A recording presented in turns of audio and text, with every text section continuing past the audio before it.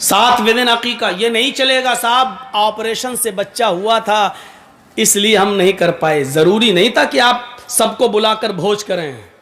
अकीके में क्या है, लड़की है तो घर में एक बकरी ज़िबा कर दीजिए और उसका गोश्त गरीबों और मिस्कीनों में बांट दीजिए, हो गया अकीका।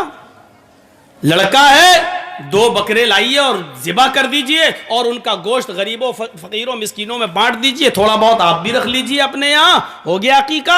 आपकी बीवी अगर ऑपरेशन से बच्चा हुआ है, डिलीवरी हुई है और हॉस्पिटल में है, अभी आप धूमधाम से अकीका नहीं कर सकते, मत करिए।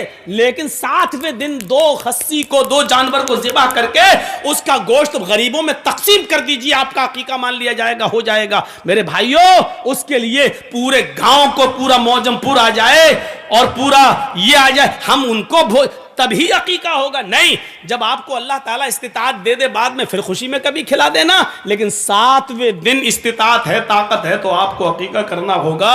अगर आप के यहाँ बच्चा पैदा हुआ, लड़का है वो, और 2 बकरों की ताकत नहीं है, एक की है, तो आप एक ही लाइए और कर दीजिए। जरूरी नहीं है कि आप 2 ही लाएं। हाँ, लड़का है तो 2 चाहिए अगर इस्तिताअत है तो। अगर लड़का है 2 की इस्तिताअत नहीं है, 1 की है तो 1 ही लाकर आप कर दीजिए। नियत ये हो कि अल्लाह अगर तूने मुझे दिया होता तो मैं 2 करता, लेकिन मेरे पास 2 की नहीं 1 की है, तो 1 ही लाकर ज़िबा कर दीजिए मेरे भाइयों, और उसका गोश्त तकसीम कर दीजिए। इन्न दीन युस्र, दीन आसान है, उसको मुश्किल हमने और आपने बनाया। नहीं साहब अभी नहीं करें, क्यों नहीं करें? 1 महीने के बाद मेरी बेटी की शादी फला जगह हुई है, वो 1 महीने के बाद आएगी, जब वो भी आ जाएगी, मेरे नाती भी आ जाएंगे, मेरे पोते भी आ जाएंगे, हैं, तब हम अकीका करेंगे। और इस सिलसिले में रोकते हुए इतने दिन तक अकीके को टाल देना मेरे भाइयों, ये जुर्म नहीं बल्कि जुर्म अजीम है। याद रखना, याद रखना मेरे भाइयों, इस्तिताअत होने के बावजूद भी अगर आपने 7वें दिन अकीका नहीं किया तो आप मुजरिम हैं।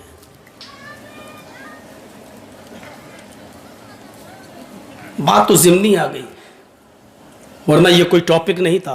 इबादत ये भी एक हिस्सा है। इसी तरीके से कल मैंने कहा था कि औरतों के ताल्लुक़ से, ख़वातीन के ताल्लुक़ से बोलेंगे। बहुत दिन हो गए मेरे भाइयों, ख़वातीन के ताल्लुक़ से कुछ बातें नहीं हो पाई। ये भी हमारे समाज का एक हिस्सा है।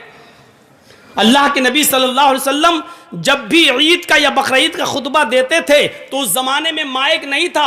औरतें जो ईद और बकरीद की नमाज पढ़ने आती थी तो अल्लाह के नबी मर्दों में खुतबा देने के बाद फिर औरतों की जहां जमात होती थी, आप पर्दे की ओर से वहां जाकर भी खुतबा दिया करते थे, ताकि औरतें तक हमारी आवाज़ पहुंच जाए और वो भी दीन की दावत से महरूम ना हो, उनको भी आप नसीहत करते थे।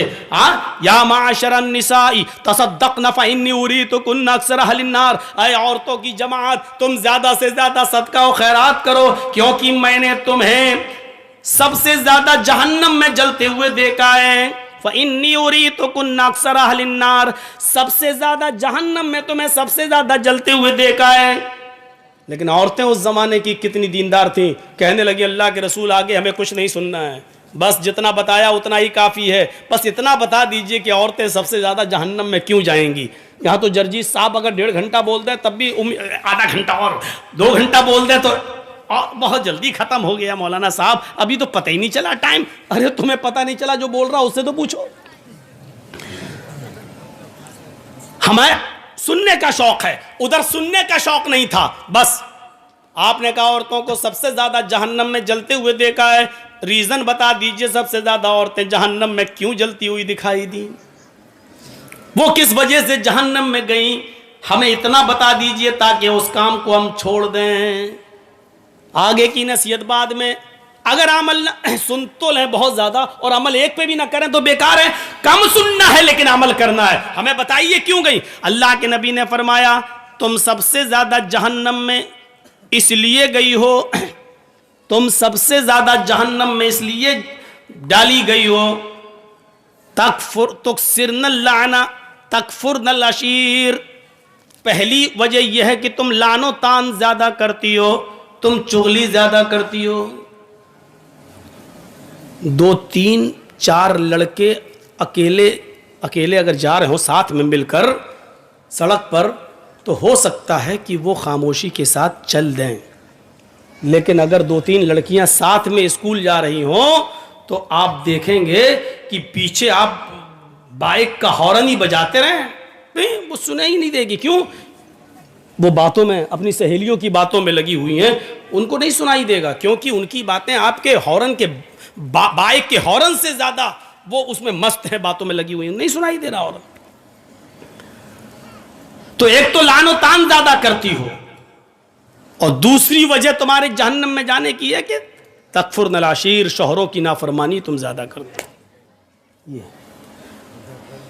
तो आप औरतों को भी बोला करते थे, और इस वक्त बड़ा मुद्दा जो उठा, और आज देख लीजिए जो सोशल मीडिया पे चल रहा है, किसी आदमी का जो मर्डर कर दिया गया है और मार दिया गया है, ये होना है, इलेक्शन का दौर है ना, किसी तरीके से। अरे आपके यहां की बात नहीं कर रहे हैं, हम कर्नाटक की बात कर रहे हैं, आप यहां अनीस को घुसेड़ दिए। आज देख लीजिए बजरंग दल का कोई आदमी था, है?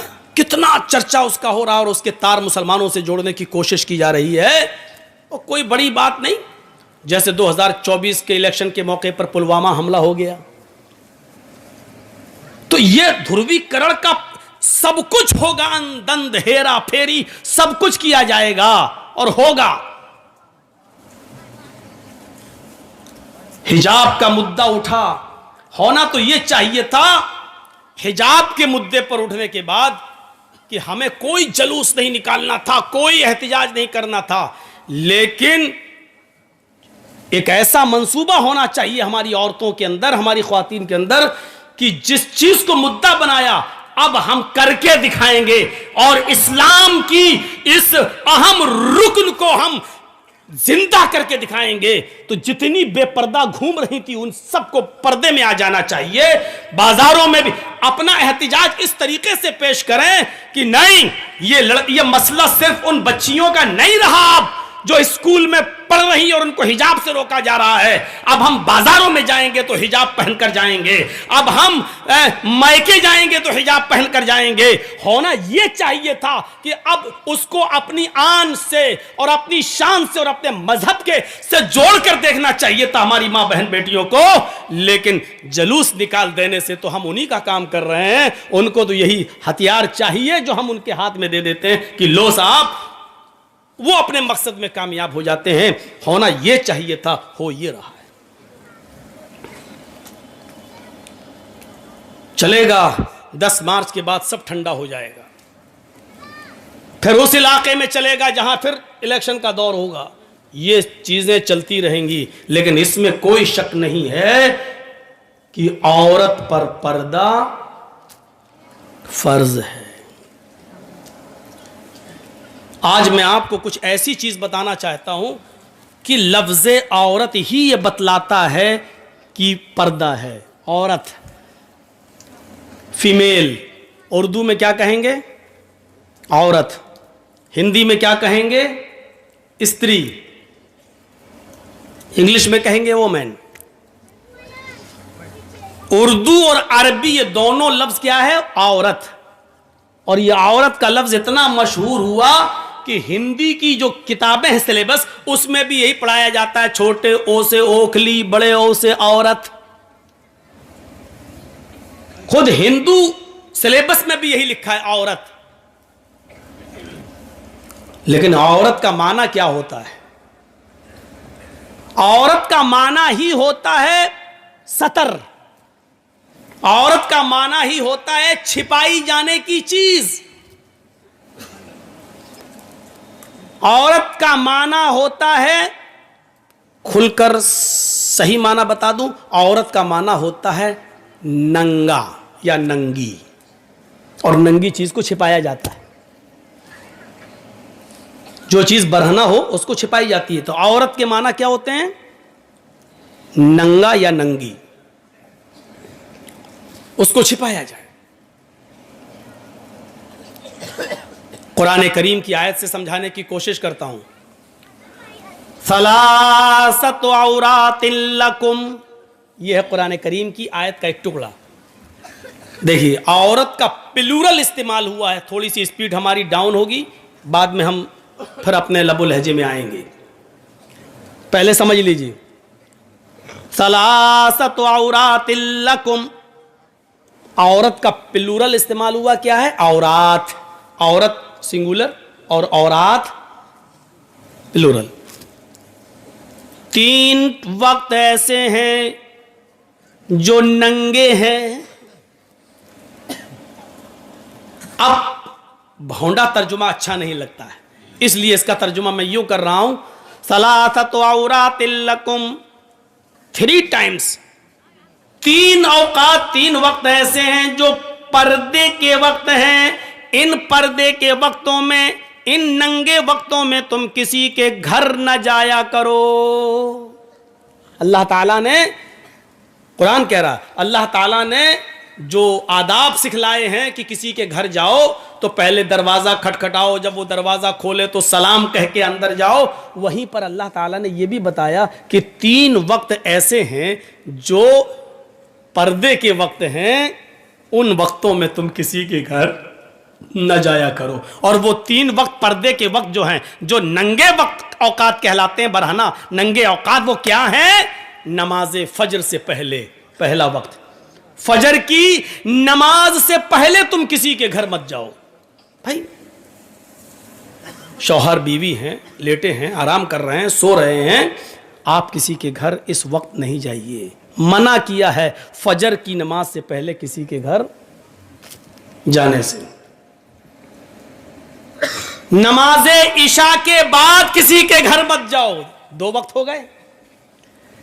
नमाजे फजर से पहले किसी के घर मत जाओ और इशा की नमाज के बाद किसी के घर मत जाओ, क्योंकि इशा की नमाज के बाद वक्त जो होता है वो सोने का वक्त होता है। हमारे यहां इशा की नमाज का वक्त गुलछर्रे उड़ाने का वक्त होता है, क्रिकेट